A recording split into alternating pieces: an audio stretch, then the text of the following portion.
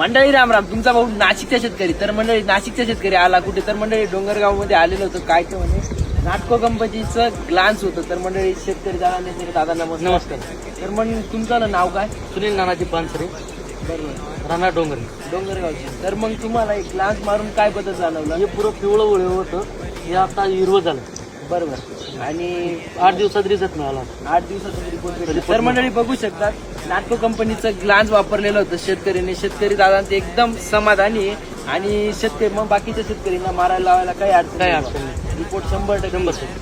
म्हणजे आपलं कसे शेतकरी तुम्ही म्हणून विचार आहे ना, कंपनीवाला तर सांगतो बरोबर. रिपोर्ट एकच नंबर शेतत हो. पुन्हा म्हणणी समाधानी 100% 100% रिझल्ट आहे.